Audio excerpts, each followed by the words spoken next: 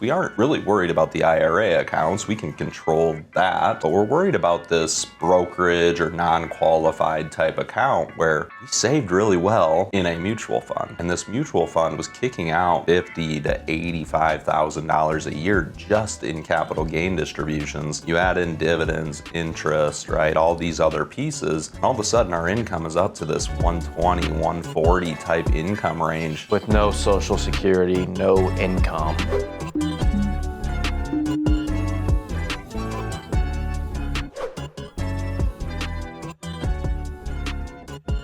Welcome to Modern Money Moves. I'm Logan DeGraeve, your host, alongside Corey Hulstein. Corey, how's it going? Good. Thanks for having me today, Logan. Absolutely. Corey, what do you focus on in the business? Yeah, so Logan, I'm a CPA here in Kansas and Missouri. So I focus primarily on tax planning, long-term strategies. How do we pay as little taxes as possible over the course of your lifetime?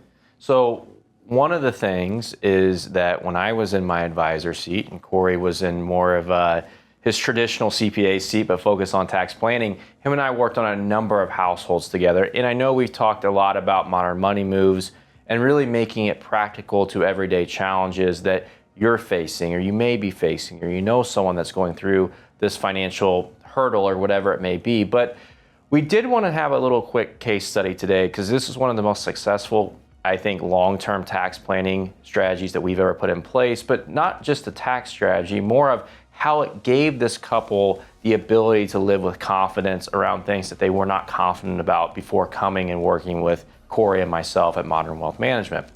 So I'll just kind of set this up, Corey, and then I'll flip it over to you. So this is not abnormal. It was a couple that, were in their late 50s when they came to us, and I think they knew they had more than enough money to do everything that they wanted to do. They weren't asking for this, the sun and the moon. They had saved a lot, and they also saved a lot to different buckets of money. So what I mean by that is all their money wasn't in a 401k or an IRA. They had a nice taxable bucket. They had some little bit of tax-free, a little bit of Roth money, but not too much. One of the challenges for them, when we talk about confidence in every aspect of your financial plan, they had zero confidence in their ability for health insurance, okay? And what I mean by that is they knew, hey, we may have enough money to retire, but psychologically, we're not going to pay, $2,000, $2,500 a month when we perceive ourselves as very healthy in, the next 5 years, maybe it was 6 years before Medicare kicked in. Corey, this isn't abnormal for us when we work with people. Talk about our approach and how we kind of set this up, and it didn't happen overnight. No, and I think that's a key point here, Logan, is these individuals came to us a few years before retirement, which really gave us the flexibility to execute a long-term strategy effectively. Mm-hmm. So these clients were still working, and we were aware of their goals to retire in the next few years. And to your point, these things take a few years to execute. And one of the biggest challenges we saw was we can't really control your income under the current structure of the assets today. And I remember being in that meeting and the gentleman looking at you, him saying, what do you mean you can't control my income? I'm gonna retire. Yeah, and what I'm alluding to here, Logan, you mentioned that they save to different buckets. We aren't really worried about the IRA accounts. We can control that, right? But we're worried about this brokerage or non-qualified type account where we saved really well in a mutual fund. And this mutual fund was kicking out $50,000 to $85,000 a year just in capital gain distributions. You add in dividends, interest, right? All these other pieces. And all of a sudden our income is up to this 120, 140 type income range. With no Social Security, no income. That was just, when we started the year January 2nd, we knew within a pretty decent range that our income was going to be over $100,000. Correct. And so looking at how the account was structured was very important to us to say, we need to get out in front of this to really get more control of how this thing is going to operate and what levels of income this account's going to generate. We'll take a quick step back. So just reminding everyone, they did the hardest thing, which was saving and having discipline to save, over the course of their working life. Now, they happened to save to, I think it was really 2 mutual funds. And the other thing was these mutual funds, which we'll get to kind of what we swapped here in a second, they were very tech heavy. So at the time of these conversations, it was kind of like, why would I sell this? Look at the wealth I've gained from owning this and dollar cost averaging into it. But so we set the stage, right?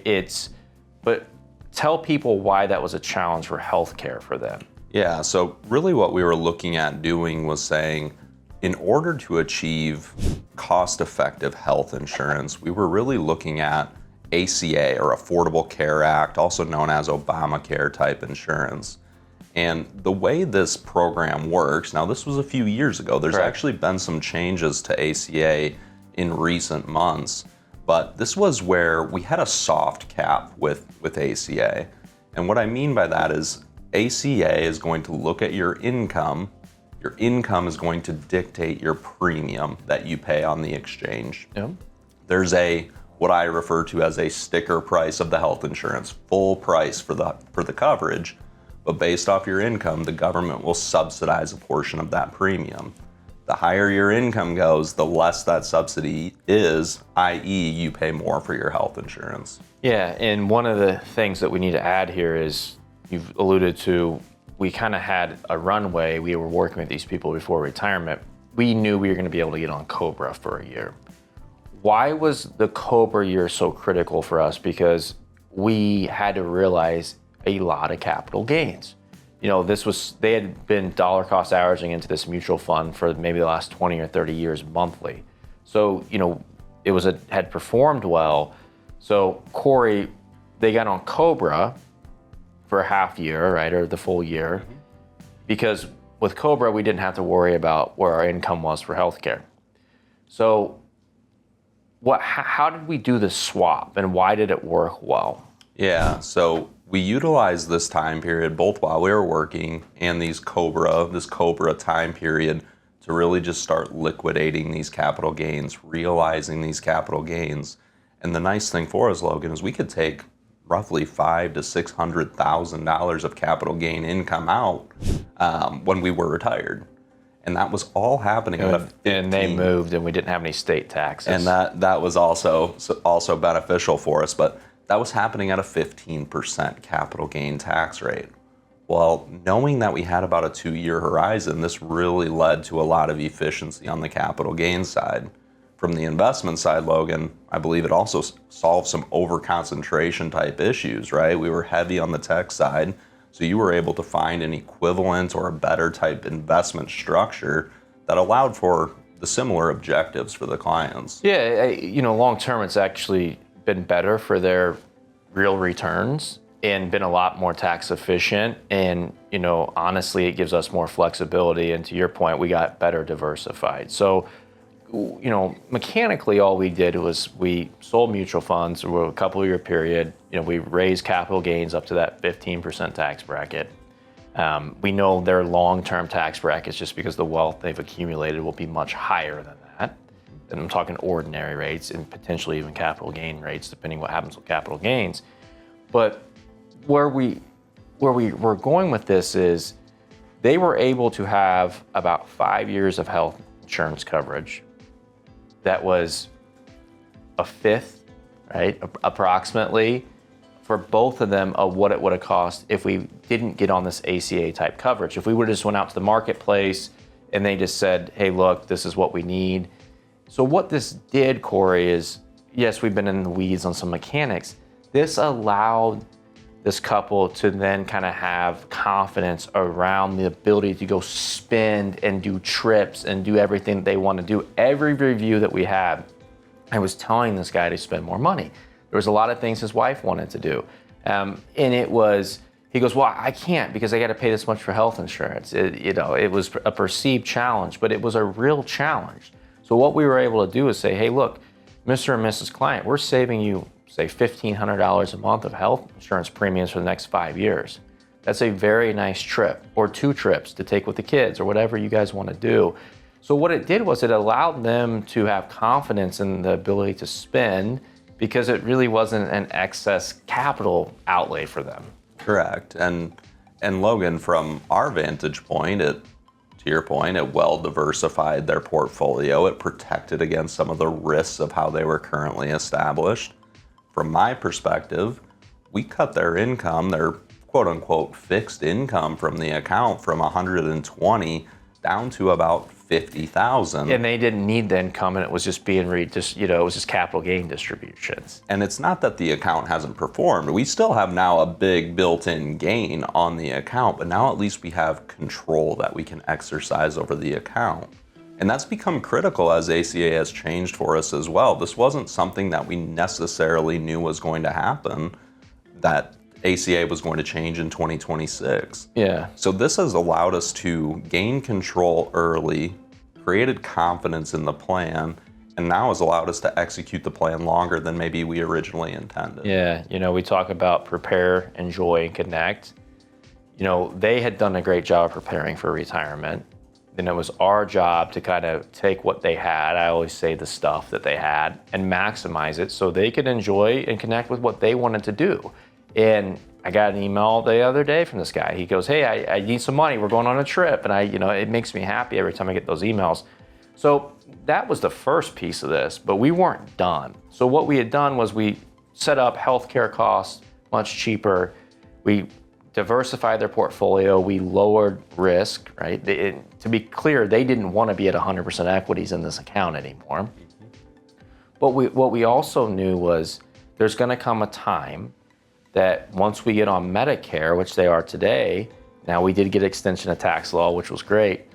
Now we're able to focus on those tax deferred accounts and doing those Roth conversions before we get to required minimum distribution age, that now we're just kind of maxing out the 12% tax bracket and getting a nice conversion out. We still have some taxable account to live off of. And so it was kind of almost a three-prong approach: capital gains to insurance to then Roth conversions. Yeah, and if we even span back before we addressed the capital gains, we had prioritized some conversions at 24%. Again, because we saw this long-term vision of what they wanted from the healthcare side and the spending side, we were able to prioritize some Roth conversions at 24% while they were still working too.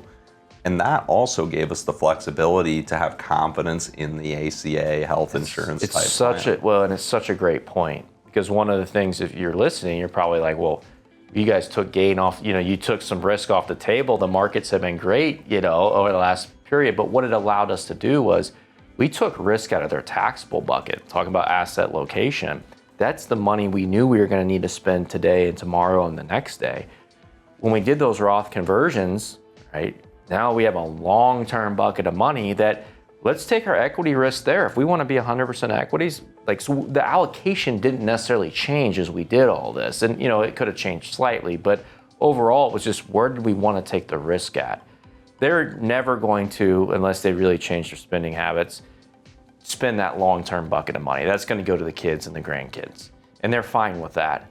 But what they couldn't have happen was, this plan would have never worked if, we had a range in this taxable account we had to live off of and pay health insurance premiums and pay tax on the Roth conversions. We would have never been able to make that money last if we would have seen a 20, 30, 40% market dip. Correct. And they wouldn't have traveled, because it's the mental aspect of feeling free from tax, feeling free. Now, they still pay a lot of taxes, feeling free from healthcare burden. And in fact, I can remember until we showed the clients the strategy, he wasn't going to retire because he didn't want to pay for health insurance. So it all goes back to what we talk about here at Modern, especially on Modern Money Moves, is the connectivity between all the different aspects. At the time, we had to worry about the investments and the tax plan and the income plan. But this is why we often talk about is, if you're out there and you're listening, and you're working with a financial advisor, or maybe you're doing this on your own, or maybe you're doing your taxes on your own, or maybe you have a CPA, what is the coordinated effort on your behalf to solve these type of problems? This is not a one-size-fits-all problem. There were multiple things to do here, and they had to have confidence in us, to be clear, to execute, really a 5 to 7 year strategy, which we have, and they're still happy clients today. So. Corey, anything else you want to add there as we kind of wrap? Logan, I think the thing I would add, you already said this, get a team of people around you that understand these different dynamics, who can collaborate together to solve this from a multi-pronged strategy, right? Or a multi-pronged approach. And start early. That is really as successful as these people were with saving and accumulating and in their careers. Starting early was really where they became successful and what allowed us to accomplish this. Yeah, I mean, if they would have came to us 3 to 5 years later, it really wouldn't have worked. Correct. And so if you're out there listening, maybe you're not fully confident in one aspect of your financial life. It could be something different than what we've even talked about today, where this was focused more on tax and retirement and income planning. Reach out to us. If you are confident, let's validate the confidence with a team of experts, to Corey's point. We do that through our Modern Confidence Score, where we're really going to sit down and figure out what areas of your financial plan, your financial life may need some help, and are you maybe even in a better spot than what you think you are, which in this case, we reference these clients. Get your own Modern Confidence Score. We look forward to seeing you next time. For more modern money moves and other modern wealth management content, please like, share, and subscribe to the channel.